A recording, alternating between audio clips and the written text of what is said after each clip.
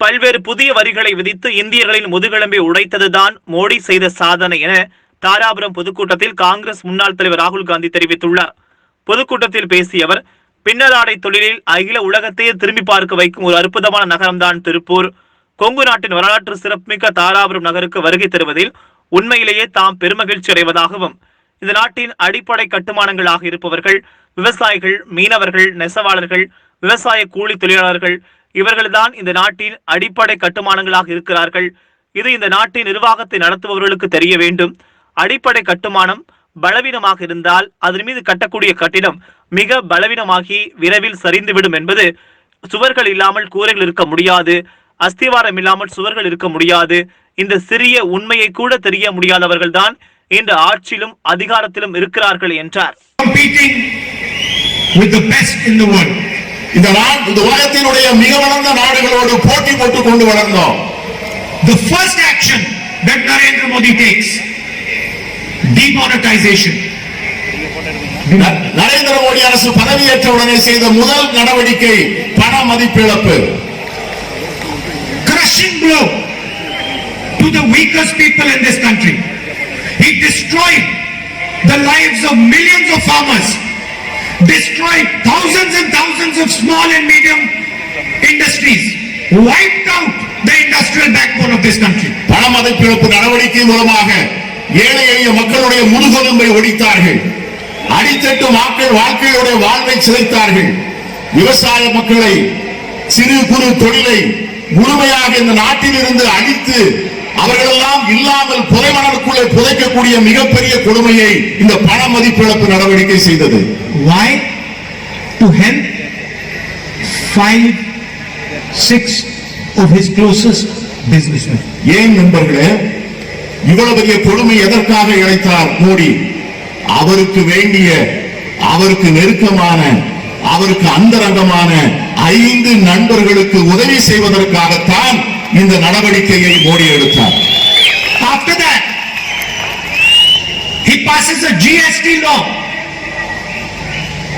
5 different taxes, 28% tax. Why? To crush the Indian worker.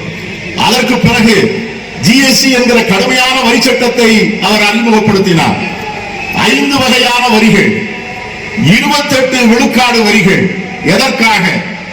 சிறு குறு தொழிலையும் சிறிய வியாபாரிகளையும் நசுக்குவதற்காகத்தான் அந்த கொடுமையான வரியை அவர் அறிமுகப்படுத்தினார்.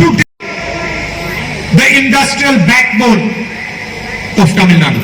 தமிழ்நாட்டினுடைய தொழில் முதுகெலும்பை உடைப்பதற்காகத்தான் அந்த சட்டம், அந்த ஜிஎஸ்டி சட்டம் அறிமுகப்படுத்தப்பட்டது. To destroy all the small and middle sized businesses that Tamil Nadu is so proud of. Tamil Nadu பெருமைப்பட்டுக் கொள்ளக்கூடிய சிறிய தொழில்கள், குடிசை தொழில்கள், நடுத்தர தொழில்கள், அத்தனை தொழில்களையும் அழித்து சின்னாபின்னமாக்குவதற்காக அந்த வரி அறிமுகப்படுத்தப்பட்டது. To shatter the dreams of every youngster in this state. இந்த நாட்டிலே இருக்கின்ற, தமிழகத்திலே இருக்கின்ற லட்சக்கணக்கான இளைஞர்களுடைய கனவுகளை எல்லாம் சிதைப்பதற்காகத்தான் அந்த வரி அமல் செய்யப்பட்டது. After that, when Corona comes, he forgives the loans of those same 5-6 people. 10 lakh crore rupees forgiven for them. Corona நோய் தொற்று வந்தவுடனே இதே நரேந்திர மோடி தன்னுடைய 5 அந்தரங்க நண்பர்களுடைய அத்தனை கடன்களையும் தள்ளுபடி செய்தார். 10 லட்சம் கோடி ரூபாய் கடன்களை அவர் தள்ளுபடி செய்தார். I want to ask you, how many poor people's loans Narendra Modi forgave? நான் உங்களிடம் கேட்கிறேன், எத்தனை ஏழை எளிய மக்களுடைய கடன்களை நரேந்திர மோடி தள்ளுபடி செய்தார்? When the workers were thrown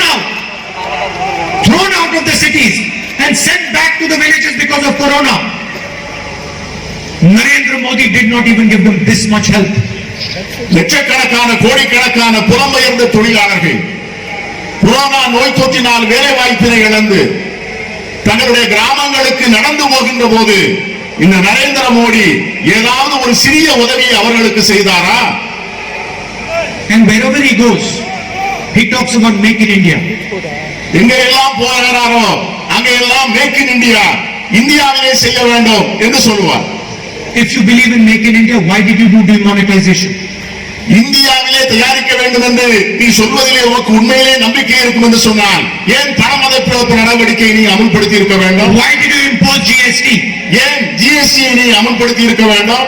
Why did you not help the people who make in India? இந்த இந்தியாவை சமைத்த ஏழை எளிய மக்களுக்கு நீ ஏன் உதவி செய்யவில்லை? Because you do not believe in make in India. ஏனென்று சொன்னால் இந்திய தயாரிப்பு என்பதிலே உங்களுக்கு நம்பிக்கை இல்லை. And today, after he has destroyed the foundation of this country, இந்த நாட்டிலே இன்று இந்த நாட்டினுடைய அஸ்திவாரத்தை அழித்து ஒழித்த பிறகு the man with the 56-inch chest, 56 inch மார்புடைய இந்த மனிதர், the Prime Minister, இந்த நாட்டினுடைய பிரதமர் is standing silently அமைதியாக உட்கார்ந்து கொண்டிருக்கிறார். when Chinese army has occupied our country. சீன ராணுவம் நம்முடைய எல்லைகளை தாண்டி நம்முடைய தாய் மண்ணை ஆக்கிரமித்துக் கொண்டிருக்கின்ற இந்த கொடுமையான நேரத்திலே 56 இன்ச் மார்பு இருப்பதாக சொல்லிக் கொள்ளுகின்ற நம்முடைய பிரதமர் அமைதியாக இருக்கிறார். I have been watching for the last 3 months. Narendra Modi has not said the word China. It has not come out of his mouth. கடந்த 3 மாதங்களாக நான் அவரை பார்த்துக் கொண்டே இருக்கிறேன். அவர் வாயில் இருந்து சீனா என்கிற வார்த்தையை சொல்வதற்கு கூட அவர் தயாராக இல்லை. Where is the 56-inch chest now?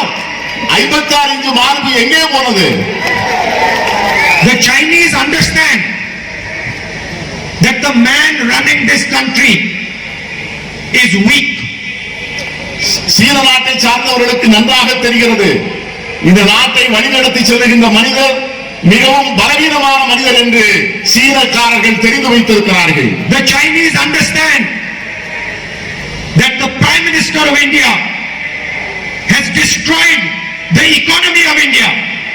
சீன நாட்டை சார்ந்தவர்களுக்கு தெரியும் இந்திய தேசத்தினுடைய பிரதமர் அந்த நாட்டின் பொருளாதாரத்தை முழுமையாக சீரழித்து விட்டார் என்பது அவர்களுக்கு தெரியும். And that is why they are inside our territory.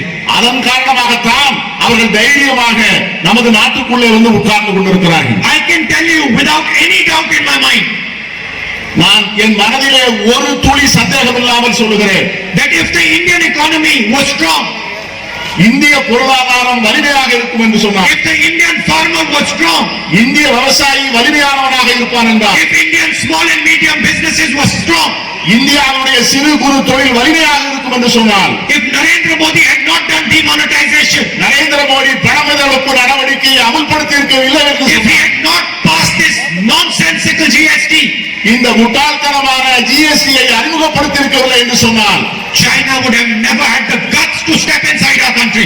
இந்திய மண்ணுக்குள்ளே சீனாக்காரர்களுக்கு கால் வைப்பதற்கான தைரியம் நிச்சயமாக வந்திருக்காது. It is because this man has weakened this country that they have come inside. இந்த மனிதர் இந்த நாட்டை பலவீனப்படுத்தி விட்டதால் தான் சீனர்கள் தைரியமாக உள்ளே வருகிறார்கள். And he has weakened this country because he does not work for the people of India. He works for 5 or 6 of his businessmen friends.